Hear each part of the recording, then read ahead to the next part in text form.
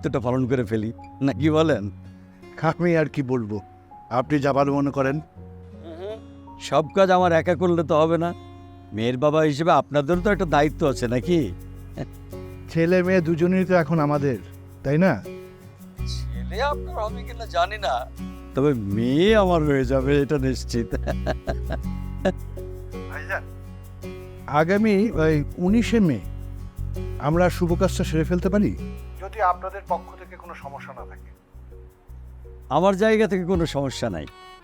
আসলে শুভ কাজ শুরু করার আগে তো একটু সময় নিয়ে করা উচিত। তা অবশ্য ঠিক।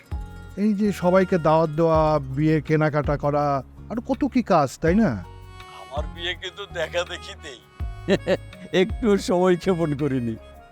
মানে নিহাদের মাকে দেখতে গিয়ে আমার এমন অবস্থা হয়েছিল যে তাকে না নিয়ে আর বাসায় ফিরি নাই। তাহলে বিয়াই প্রস্তুতিটা নিয়ে নিন, আমিও ঘোড়ায় উঠি। জি আচ্ছা, হ্যাঁ ঠিক আছে। জি, তাহলে যে আগামী 19শে মে দিন ধার্য ঠিক হলো।